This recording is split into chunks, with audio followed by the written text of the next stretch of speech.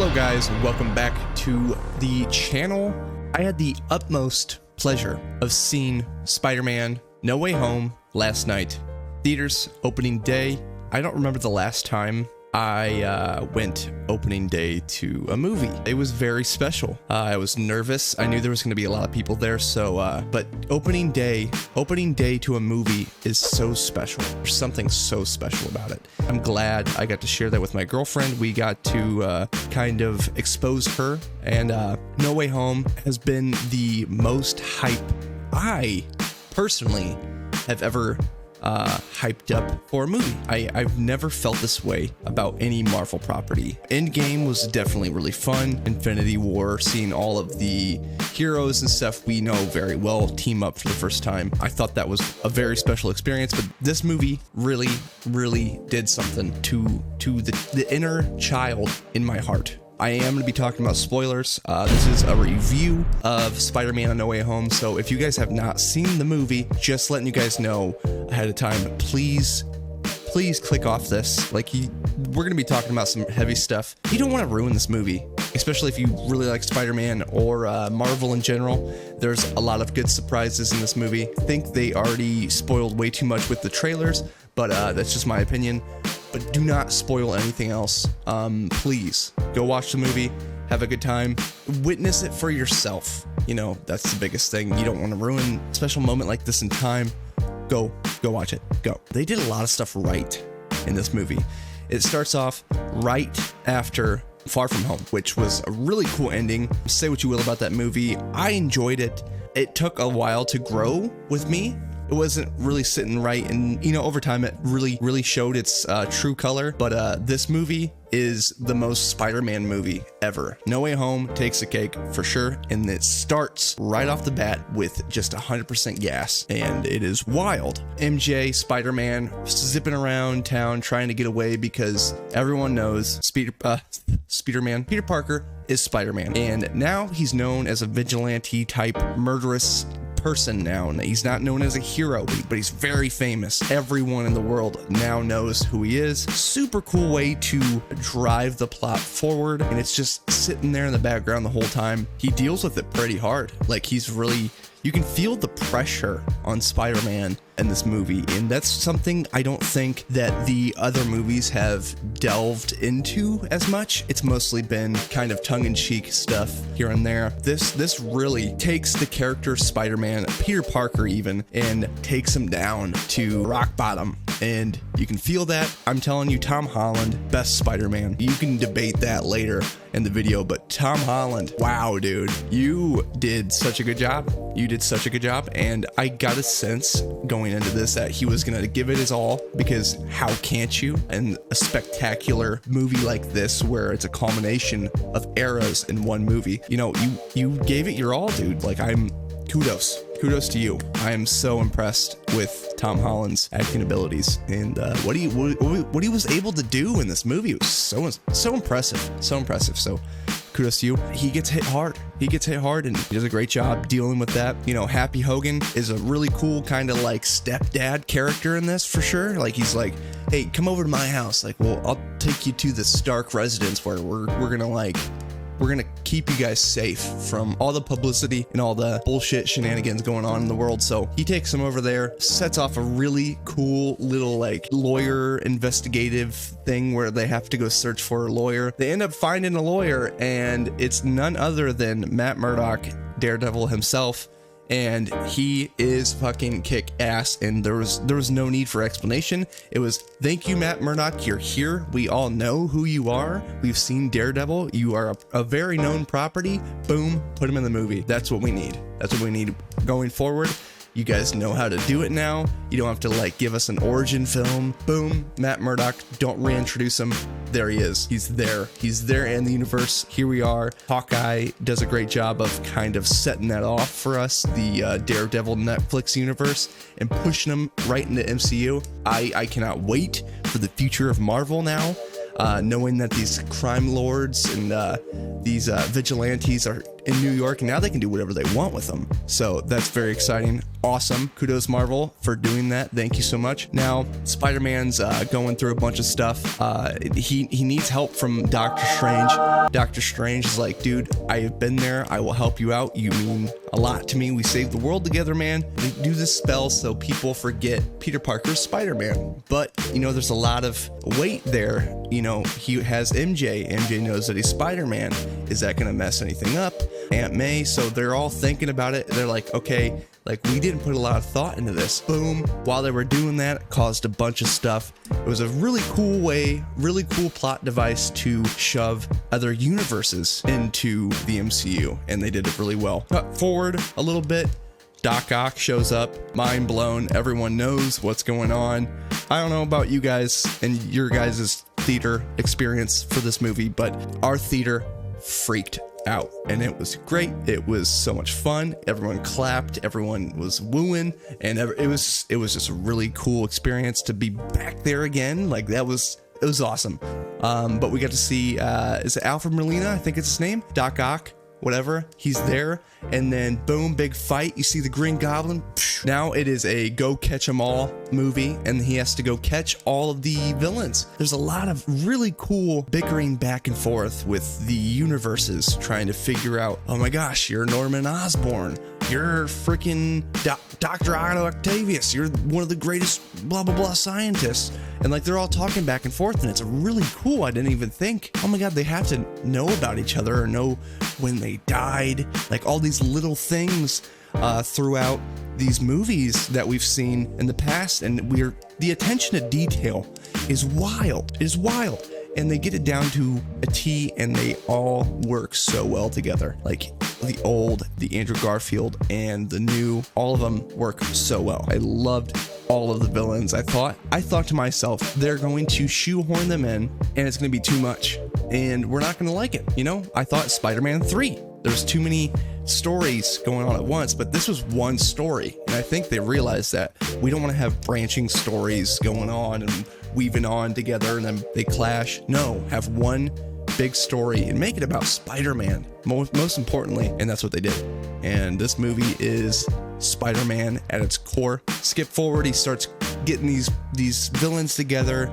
Super cool how he captures a couple of them, but now they're all in jail, and then Norman Osborn pops up with Aunt May, and that brings a kind of morality to Peter about these villains. You know, he thought of them as just villains from another universe. Now they're humans from another universe that need help, they need saved. Aunt May is so good at being that morality anchor. It holds a lot of value throughout this movie. Like, Aunt May really is like, we have to help these people no matter what. Like, people are gonna get hurt sometimes, but like, we gotta give them a chance, you know, and they really do. So goes on, Peter tries to fix these people. He tries to help out the villains that we've known for years as bad people, and that is such a cool little way to give them more than just they're bad guys. You know, like they're not just bad guys, they're people.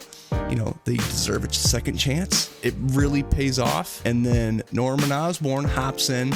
Boom. Everyone knows Green Goblin's crazy. He has two ulterior motives. Everyone knew in the theater. I could just feel the frustration around me. I was like, everyone knew that Norman was gonna be a dickhead and mess everything up. Sure enough, he did, and he kicks Spider-Man's ass, and it is wild. I loved how brutal Green Goblin was. He just didn't give a shit, and Peter got his ass handed to him. After the extremely brutal ass whooping, Peter's left to deal with the death of Aunt May, which was his Uncle Ben death moment. Aunt May said with great power comes great responsibility. I love how she was able to be that character in this. Super cool, like little switch up to make it a little bit different from what we've seen in the past, and she does a great job of you know, being that anchor, you know, like what we were just talking about. Like, she's that anchor, Spider-Man, that morality anchor, and that holds a lot of value throughout this movie. After that, you know, he's left with that burden. All of the villains disperse,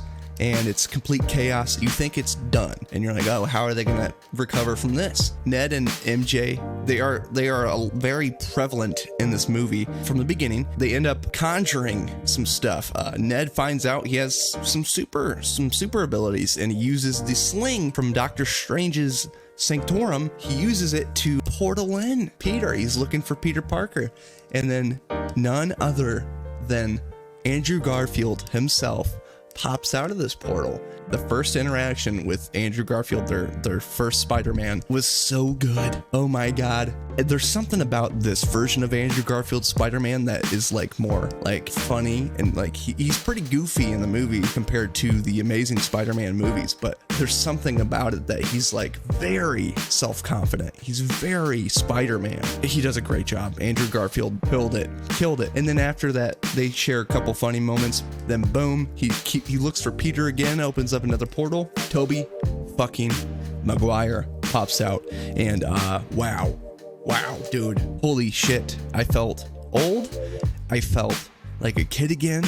I wanted to cry. I wanted to scream. I'm like, this is insane. Like, we all knew they were going to be in the movie somehow, even though they said they weren't. You know, we all knew it. You know, it left that mystery. Like, I was wondering the whole time. I was like, are they going to actually show up? Are they going to do this? It was so good. It was so good. And then they end up going to meet with Peter, and they have this really heavy moment where they're talking about they've struggled with what they've lost. You know, like, they've all dealt with so much loss. I feel really bad for Tom Holland's Spider-Man in this, because I mean, out of all of them, he's definitely lost everything. You know, he lost everything in this one. You start to slowly see that in him. He's just like, he doesn't know if he can keep going. But you know, these two Spider-Man two Spider Boys help him out so much. The bickering back and forth in between them and the conversations they share are so well written. The jokes and the humor about like the movies, even like Andrew Garfield's Spider-Man not getting that much attention or love, and he feels like that burden of not being wanted or not being superior. He always feels like he's down, but he's always there. He loves being there. It was so played well. Tobey Maguire's Spider-Man being like the old guy who's dealt with it for a while. He had the back issue. That was great. That was a really good nod to Tobey Maguire movies where he's hurting his back, and them even like the little things talking about like their web shooters being different. Like Tobey Maguire has like the internal web shooters, but Andrew Garfield and Tom Holland, they have the exterior ones. Little things like that. It just added so much value, and it just felt so good to hear. Like, I could literally watch a whole TV series of them just talking. That's all I want. Just them talking about Spider-Man, doing Spider-Man shit. Like, they did such a good job. That was definitely like the biggest highlight of the movie for me, and I know for a lot of other people. It's the final fight scene where shit really just like your inner childhood just burst with like, what the fuck is going on? Everyone's there. All the villains are there. All the Spider-Men are there. You are just along for the ride. They're there. Kieran, they come up with cures to fix the villains and get all the junk out of them. They end up going through every single villain, curing them. There's a couple moments like when Andrew Garfield's Spider-Man saves MJ. It's his redemption for Gwen. I thought that was a beautiful moment, and shed a little tear. I was loving it. Andrew Garfield's emotion really got to me. I'm like, this is great. What a well-written way to kind of like give redemption to that character, and they did such a good job doing it. It was very, very, very beautiful. Everyone got redemption, even Tobey Maguire getting stabbed in the back and stopping the glider from killing Green Goblin, Norman Osborn. That was such a beautiful moment because, you know, that was a lot of weight on him. All three movies, and he got that redemption, and it was so good. We finally got to see the ending of those trilogies. One not being a trilogy, just the two movies for The Amazing Spider-Man, but you know what I mean? Like, they got the ending that they deserved. It was beautiful, and the goodbye at the end was so beautiful. I don't know if they will ever team up again, but it makes me want more, and I know that might be selfish. You know, I want to see these Spider-Men come back. I want to see them either in the Sonyverse or continue into the MCU and trickle in throughout some stuff. What I think we need, me and my friends all agree on this, I think we need a Spider-Man show. We need a full Spider-Man series where they have an hour an episode to an hour, 40 minutes to an hour for an episode, and they can do whatever they want. They can make an episode about Rhino or make an episode about Venom, Carnage, and just keep it going. Just keep it going. Make a couple seasons with movie quality value and just kick ass, because I feel like the 2 hours and 30 minutes was great, but I want the dialogue. That was my favorite part about it, them talking, them conversating and doing stuff. It was so entertaining and so much fun to watch. At the end of this movie, it ends on a crazy note and everyone forgets who Peter Parker is. So now the whole universe has completely forgotten about Peter Parker, and now he's basically a ghost, but Spider-Man still exists. He never left. Now Peter has to deal with his new forgotten identity, and he has to be there and now just be Spider-Man in this world that does not know or care about him. And it's very sad. It's very sad seeing like MJ and Ned do their own stuff in life and not even know who the guy they're looking at. Like, they don't even know who he is anymore. That was pretty heartbreaking. Spider-Man really grew. He really grew out of the kind of kiddish angst of the first two movies, and now he's a man. He's Spider-Man. I was very, very excited to see that character mature. Even Tom Holland acting throughout this, like, he started off acting like a kid, and then he's like, oh god, like, like, we got to deal with a lot of stuff.